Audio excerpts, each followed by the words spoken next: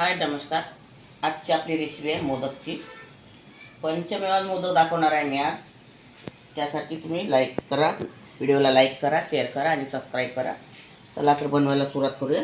इथे एक वाटी तीळ घेतलेली आहे, याच वाटीने एक वाटी शेंगदाणे घेतलेले आहे आणि इथे मनुका, बदाम आणि काजू आहे. 5 ते 6 बिया काजूचे आहे, 5 ते 7 बदाम आहे आणि थोडा मनुका आहे.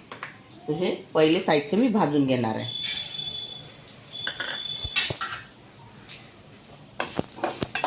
हे सर्व शेंगदाणे वगैरे मी भाजून घेणार आहे पहिले.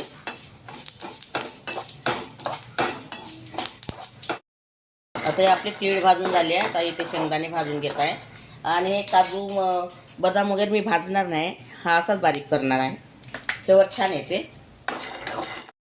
आता हे तीळ सुद्धा भाजलेले आहे आणि शेंगदाणे सुद्धा भाजून घेतलेले आहे आणि साल काढून घेतलेले आहे. तर हे सगळं साहित्य आपल्याला बारीक करून घ्यायचं आहे मिक्सरमध्ये.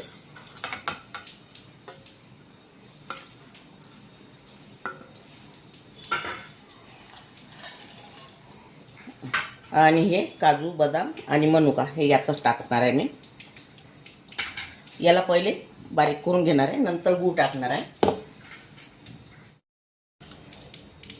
आता हे बारीक झालेलं आहे.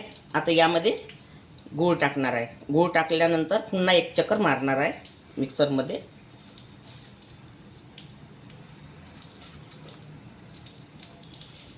एवढा गूळ टाकलेला आहे. आता पुन्हा एक चक्कर मारून घेणार आहे.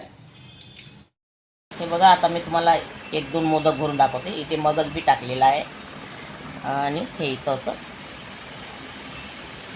सारण भरून घ्यायचं.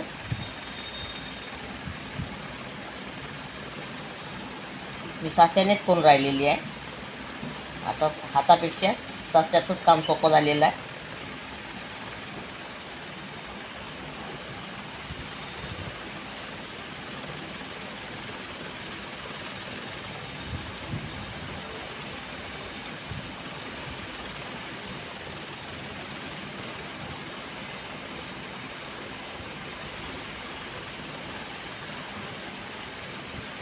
हे बघा, असे छान मोदक भरून घ्यायचे.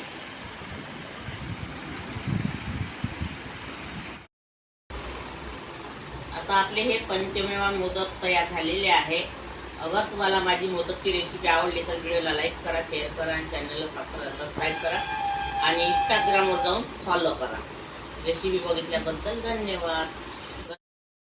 प्रसाद तयार झालेला आहे. अगर तुम्हाला रेसिपी आवडली असेल तर व्हिडिओला लाईक करा, शेअर करा आणि सबस्क्राईब करा. आणि व्हिडिओ बघितल्याबद्दल धन्यवाद. गणपती बाप्पा मोरया.